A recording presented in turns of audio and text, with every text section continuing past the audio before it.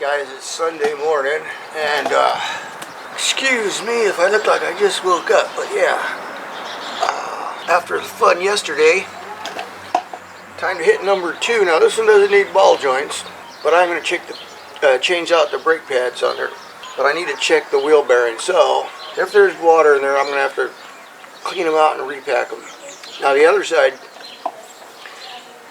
due to the water that had got in there, the grease kind of just like solidifies, you know, so it's just all packed in there. There was some rust, but nothing on the bearings, so that was good. I was able to just clean the bearings off and everything looked good. Just really soak them for a while in gasoline and then parts cleaner, blow them out. All the seals in that thing were replaced, so I mean, and they still looked good. So the only thing I didn't change is the seal on the hub, and that's where most of the rust was. It's just an O-ring, but it's not like something you can get at the regular auto parts store. You know, give me an O-ring for a worn hub, right? Oh yeah, this one looks pretty good.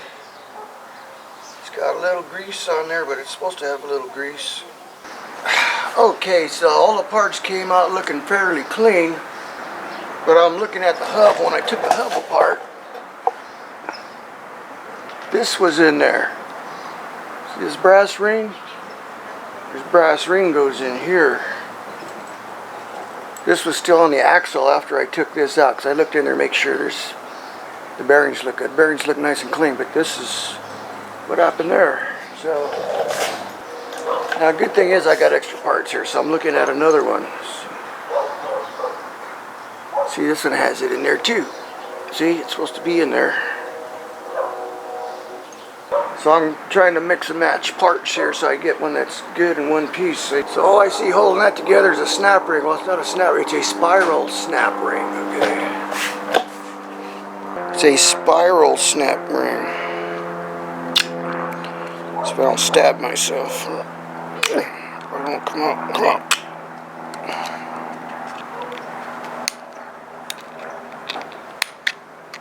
See that? Let's see here.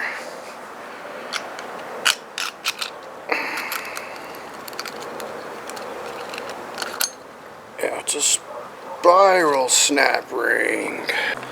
So I think this is the one I took off yesterday. Well, you can see all the crud in there.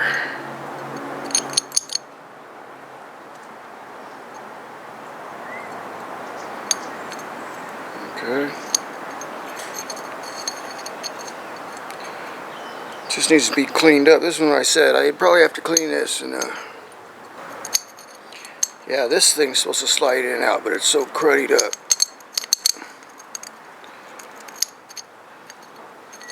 So this one turns your axle, right? And then when you turn your hubs, it engages the other gear and turns your wheel, right? This is the one I just took off. See how nice and clean this one is? The issue with this is this ring popped out of somewhere. It's just a ring. It's not a snap ring. It fell out, and I don't know where it goes, and I don't see this ring on those other ones, those other two. So anyway, I'm going to assemble one good set here and put them back together. The clean one, I'll save that other one for an emergency. If I got to clean it up, I'll clean it up later. I got other things to do. I basically just have to put the hub back in and change brake pads up, and I'm done. See ya.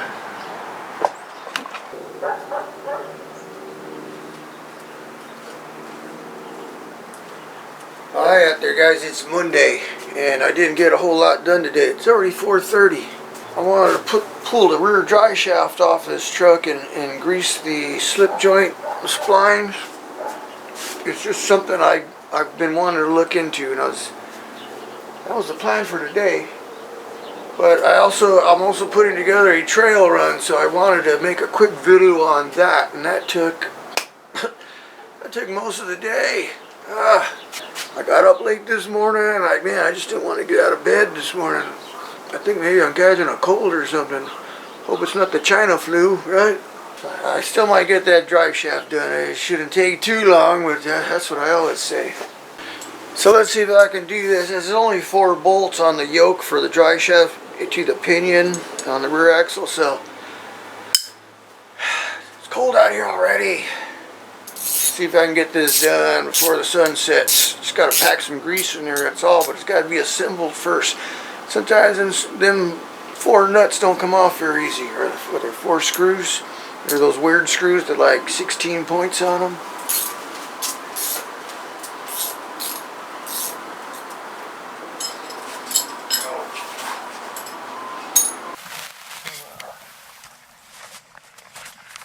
So I'm back, yeah. I'm back from the alignment shop. Yeah, did the ball joints, greased the rear drive shaft on it. It's got new radius arm bushings. And now that I'm driving it around, the check engine light's coming on, you know, so I don't know. It runs, it starts right up. I had another issue with the idle. At startup, the idle would start. And it's one of those things that just started too. It would start up and then it would idle high and then almost cut out and go back down again and then even out. Well, I cleared the codes on there and now it's not doing it. But now I'm getting a check engine light, so I don't know what's up.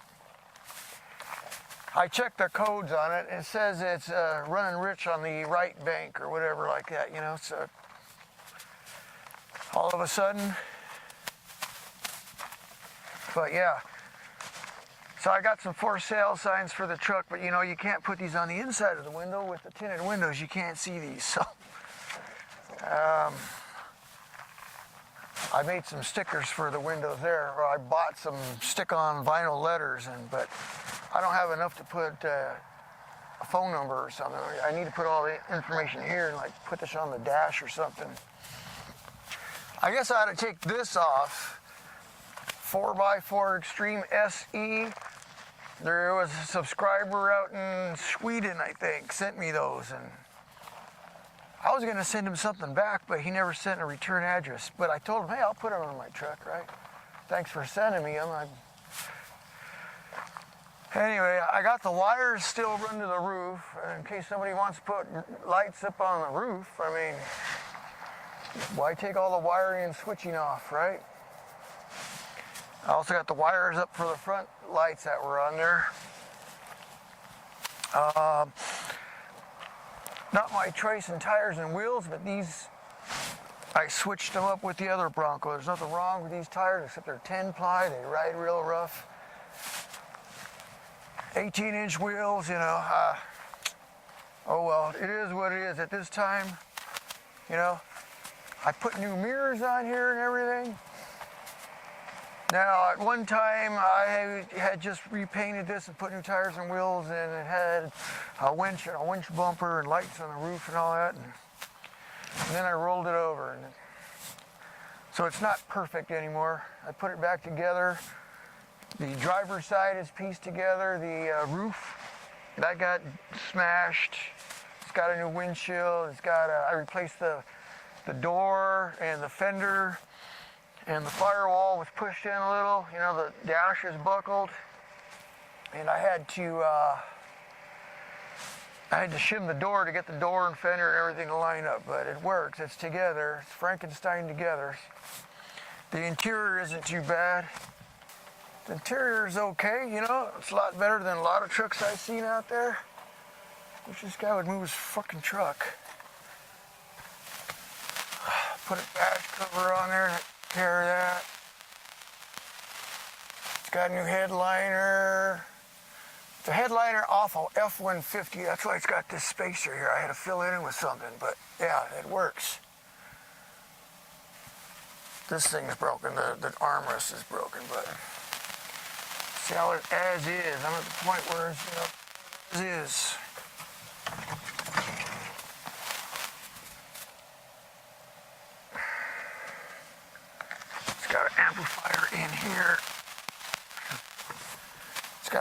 in-ear sound system. It's got a subwoofer box. Skyjacker springs on it in the rear and Devers in the front. Here's the spare. It's got a slide out.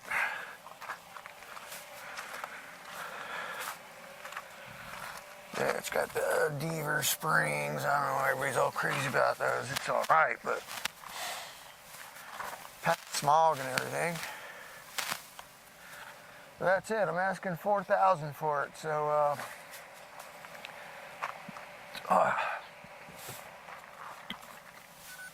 $4,000 as is. It's got a Detroit locker. It's got a Detroit locker in the rear, Auburn Pro limited slip in the front, and 456 gears. So it's trade ready. Don't got to worry about it getting scratched because it's got a Rust-Oleum paint job. I wasn't going to repaint the whole thing again. I had just had it painted. So it just has a really cheap rolled on Rust-Oleum paint job on it. Well guys, it's Thursday. It's about 11. Beautiful morning. It's 61 degrees. A little cool in the shade, but nice and warm in the sun. Feels great. There's berries back here. Yeah, beautiful clear day. See the mountains? I'm out here for the morning hike, and I'm just using my phone, you know. Yeah, I didn't bring the camera, but I did bring my phone with me, so why not, right? Yeah. It's got these berries up here. Should I taste them to see if they're edible? Tastes like poison. It's Thursday already. I spent the morning. Got to get my aerobic activity. Yeah, so I went for a good little hike this morning. Weather was perfect. Which reminds me, I just saw a video from Wonder Hussy. She was down at the hot springs. They're the same hot springs I go to. You know, I was there like, what, 2 weeks ago? Took the Colorado for a drive, and I hiked down to the creek. I didn't get in the water or anything. I just wanted to get out of the house and go for a hike. So it's a 2-hour drive as it is, right? But I go, holy cow. You know, one of these days we're going to run into each other somewhere out there on the trail. Too bad I didn't go this week, right? It was kind of too cold for that, though. It's been too cold. Anyway, I'm in the Bronco. So I was having this high idle issue. You know, revving high at startup. And then it'd go back down. Well, I cleared the codes and stopped doing that. But now what I'm getting is a check engine light. You know, I'll take it for a drive, and as I'm out there driving, the check engine light will come on. And then like right now it's off, but I'll go for a drive and the check engine light comes on. I'm getting a code 172. Lean, yeah, what, lean mixture? I'm getting a lean. There's rich and there's lean. Lean means the air fuel ratio is out. I'm getting more air than fuel, so I checked everything. It says check for vacuum leaks. It's clean the mass airflow sensor. I did that. I mean, it wasn't dirty, but I did it anyway, right? Could be a bad oxygen sensor. Last resort, right? I went and got an oxygen sensor. $59 at O'Reilly's. It's for one. It takes two. $59. $5 of that goes to California sales tax. Fuck. So we're gonna try that, and that's that. Right? It's starting up the way it should. If I take it out for a drive, it's I'm getting that check engine light. So we'll try the new oxygen sensor and see what happens. Gonna do that right now. Alright guys, took it for a little drive around. So far, no check engine light. It seems to be quite a common problem though. I went on some forums and did some reading. People changing the oxygen sensor, and it works good for a while, and before they know it, the light comes back on. So we'll give it a shot. I figure since I'm out, might as well put some fuel in here, right? Some fresh fuel. Putting some Shell V-Power, right? It's gonna run like a rocket now. Let's see. President's Day weekend, I got a trail run coming up. Gonna do some hiking, out easy trail, but planning some hiking. Speaking of other YouTubers like Wonder Hussy, Jeeping with Jen and John, yeah, they're going out to Saline Valley, and they invited me to tag along. Thanks for the invite, but yeah, I've got something else going on. So Saline Valley, yeah, it's supposed to be pretty busy on President's Day weekend anyway. I really don't like driving all the way out there to be in a big crowd. I'd rather go when it's quiet. In fact, I've never met John and Jen and John from Jen and John, Jeeping with Jen and John, yeah. But I have crossed paths with them because they've been out at Saline the same time I've been out there. Just they camp down where there's a lot of campers, and I camp away where there's not that many campers. So I like my space, But they've been out there the same time of year. I crossed paths with them, like I said, when we were leaving. They took the south route and I took the north route, and we both stopped right there and waved at each other. But yeah, stuff like that, yeah. And then I met Nature Love, right? Nature Love YouTube channel. That's Jack. Ran into him out there at Badwater. They were heading up towards Warm Springs, Mangle Pass.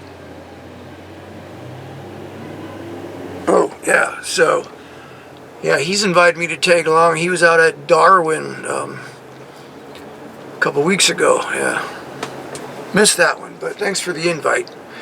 So I think I gotta get some gas here. Okay guys, drove around in the Bronco. So far it's running good. Check engine light's gone for now. On this truck over here, I wanted to redo a couple of things like my lights. I've got these floodlights on the top, one on each side. I got my driving lights, right? And I'd like to put a couple of reverse lights on.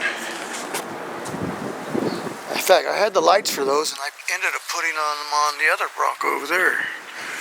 But what I'd like to add is the remote control to those. So this way, if I'm out camping, I can hit the lights with the remote, turn them on side to side, front to back. Maybe put that one on remote, because that's more of a floodlight compared to those. So I got 4 relays left. They're remote control relays. You control them by like a key fob, okay? So I put those in conjunction, in conjunction with